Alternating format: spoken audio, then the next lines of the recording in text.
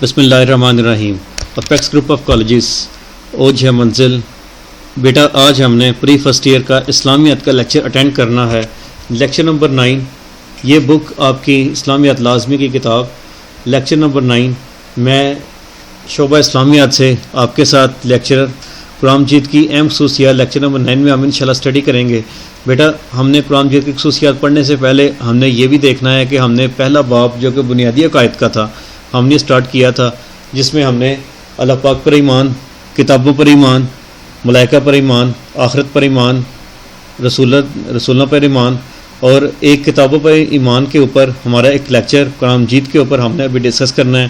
یہ ہماری کتاب ہے، اس امت کے لیے یہ وہ کتاب ہے جو کہ قیامت تک یہی رہے گی. اس کی خصوصیات کو آج ہم نے ڈسکس کرنا ہے.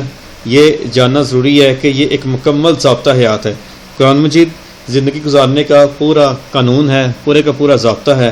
اس کی کچھ خصوصیات ہم ڈسکس کرتے ہیں. سب سے پہلے خصوصیت یہ ہے کہ یہ آخری کتاب ہے. آخری کتاب کا مطلب یہ ہے کہ اس کے بعد کوئی بھی قرآن پاک کے بعد کچھ بھی اللہ پاک کی طرف سے جو بھی حکم ہے اس کے مزید کچھ بھی ہمارے لیے نازل ہونے والا نہیں ہے. جو بھی اللہ پاک کی طرف سے احکامات آنے تھے، ضابطہ حیات آنا تھا، وہ اسی کتاب کے اندر ڈیٹیل میں آ چکا ہے. آپ لوگ جانتے ہیں سورۃ المائدہ کی 3 آیت، الیوم اکملت لکم دینکم، آج میں نے تمہارے لیے دین کو مکمل کر دیا. قرآن مجید میں بھی یہ مکمل طور پر اچھے طریقے سے ارشاد فرما دیا گیا ہے. قرآن مجید کی دوسری خصوصیت شک و شبے سے پاک. اس کا مطلب یہ ہے کہ اس کے اندر اب کوئی بھی کسی بھی چیز کا کوئی گنجائش کسی بھی شک کی باقی نہیں رہ گئی. یہ اگر آپ دیکھتے ہیں سورۃ البقرہ آیت نمبر 2 پارہ نمبر 1، ذالک الکتاب لا ریب فیہ، یہ کتاب ہے جس میں کوئی بھی ریب نہیں ہے، کوئی بھی شک نہیں ہے. یہ وہ کتاب ہے جس میں کوئی شک نہیں ہے، کوئی بھی غلط بات قرآن مجید میں داخل نہیں ہو سکتی. اللہ تعالیٰ کا فرمان ہے سورۃ حامیم سجدہ کی 42ویں آیت میں، لا یأتیہ الباطل من بین یدیہ ولا من خلفہ. ترجمہ، باطل نہ تو آگے سے اس میں داخل ہو سکتا ہے اور نہ پیچھے سے. یہ ہر قسم کے شک و شبے سے پاک کتاب ہے. قرآن مجید کی تیسری خصوصیت آپ جانتے ہیں محفوظ کتاب. محفوظ کتاب کا مطلب یہ ہے اللہ پاک کے کرم سے آج تک دنیا میں آپ جانتے ہیں کہ کتنے زیادہ حافظ بن چکے، کتنے زیادہ حافظہ بن چکے ہیں جنہوں نے قرآن پاک کو اپنے سینے میں اتار لیا. اب اس کو کوئی بھی ان سے چھین نہیں سکتا. اس کو سینوں کے علاوہ اللہ پاک نے خود بھی اس کی ذمہ داری اپنی الہامی کتابوں میں یہ تحریف ہو چکی ہے کہ اپنی اصلی حالت میں کوئی بھی پہلی کتابیں اصلی حالت میں برقرار نہیں رہیں، جب قرآن مجید 1400 سال گزرنے کے بعد بھی آج بھی اپنی اصلی حالت میں موجود ہے، کیونکہ اس کی حفاظت خود اللہ تعالیٰ نے خود اٹھا لی ہے. ارشاد ربانی ہے سورۃ الحجر آیت نمبر 9، انا نحن نزلنا الذکر وانا لہ لحافظون، بے شک ہم نے ہی اس قرآن کو نازل کیا اور ہم ہی اس کے محافظ ہیں. اس کے بعد قرآن مجید کی چوتھی خصوصیت ہے جامعیت. جامعیت لفظ جامعہ سے موضوع ہے. جامعہ قرآن مجید کا ہونا قرآن مجید کی ایک اہم خصوصیت ہے. اس کتاب میں زندگی کے تمام شعبوں کے بارے میں رہنما اصول موجود ہیں اور زندگی کا کوئی بھی پہلو قرآنی تعلیمات سے خالی نہیں ہے.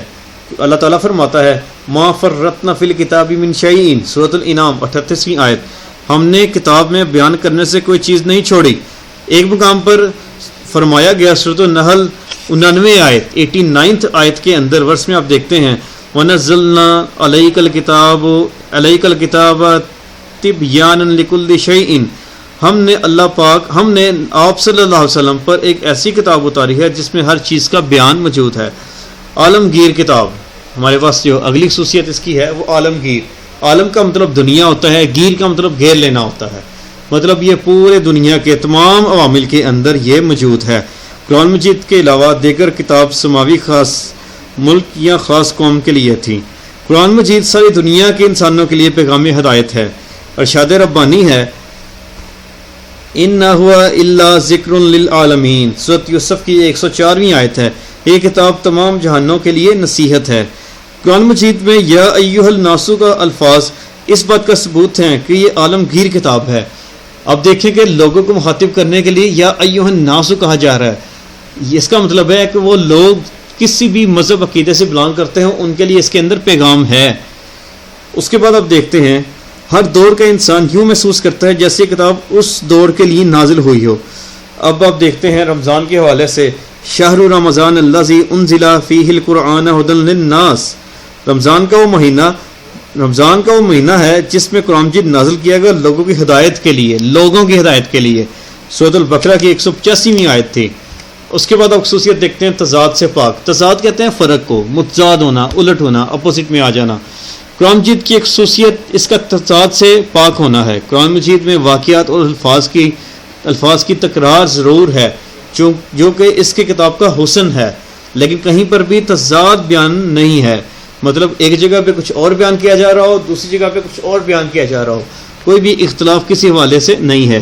وَلَوْ كَانَ مِنْ عِنْدِ غَيْرِ اللَّهِ لَوَجَدُوا فِيهِ اخْتِلَافًا كَثِيرًا۔ سورۃ النساء 82ویں آیت۔ اگر اس قرآن کو اللہ کے سوا کسی اور نے نازل کیا ہوتا تو تم اس پہ بہت سے اختلاف دیکھتے۔ آپ 7واں دیکھتے ہیں قرآن مجید کی خصوصیت آسان کتاب۔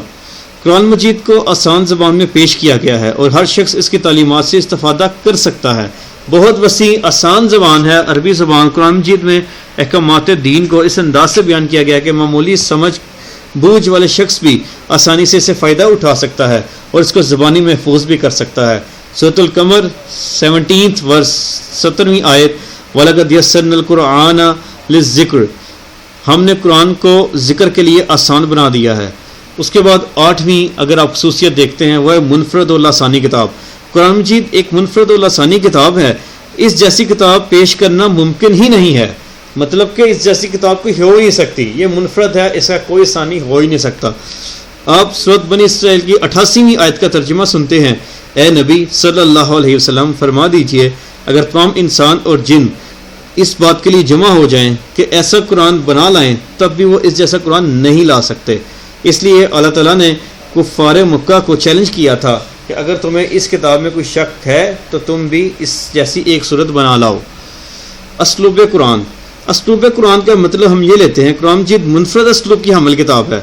جو اس کے اسلوب اسالیب ہیں وہ بالکل منفرد ہیں، جیسا کسی اور کے پاس اس طرح کا ڈسکشن تربیت اس میں نہیں ہے۔ آپ دیکھتے ہیں سورۃ الحشر کی 21ویں آیت میں اگر ہم اس قرآن کو پہاڑ پر نازل کرتے تو وہ بھی اس کی ہیبت سے ریزہ ریزہ ہو جاتا۔ قوت تاثیر اور قوت دلائل کے لحاظ سے یہ ایک بے مثل کتاب ہے۔ حضرت عمر فاروق قرآن مجید کی چند آیات سن کر مسلمان ہو گئے۔ قریش مکہ کو اپنی زبان دانی پر بڑا فخر تھا اور وہ اپنے آپ کو فصیح اللسان کہتے تھے۔ اس کے علاوہ باوجود وہ قرآن جیسی ایک آیت بھی پیش نہ کر سکے۔ آپ مزید خصوصیات میں دیکھتے ہیں جو 10ویں خصوصیت ہے وہ زندہ زبان والی الہامی کتاب۔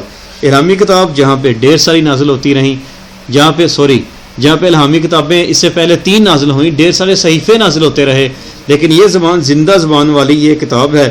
قرآن مجید کے علاوہ دیگر الہامی کتابیں جن زبانوں میں نازل ہوئیں وہ بعد میں ان کو ترک کر دیا گیا، وقت کے ساتھ ان کو بعد میں ان کو شامل نہ رکھا گیا، لیکن آپ دیکھتے ہیں کہ اس کے اندر جو جامعیت ہے وہ جامعہ ہے، عالمگیر تمام ہر لحاظ سے یہ عالمگیر کتاب ہے۔ اسی طریقے سے یہ الہامی کتاب ایسی ہے جو کہ ہمیشہ ہر طرح کے موقع کے لیے ہر لحاظ سے یہ برقرار رہنے والی ہے۔ یہ قرآن مجید کو یہ اعزاز حاصل ہے کہ یہ آج بھی زندہ جاوید ہے۔ دنیا کے 20 سے زیادہ ممالک میں عربی زبان بولی اور سمجھی جاتی ہے اور یہ ایک بین الاقوامی زبان کا درجہ حاصل کر چکی ہے۔ اس لیے یہ قرآن مجید کو سمجھنا، پڑھنا، سیکھنا اور اس کی تلاوت کرنا ہم سب کے لیے بہت لازمی ہے، ہم سب کے لیے ضروری ہے۔ اور آج کا لیکچر ہم ادھر ہی کلوز کرتے ہیں۔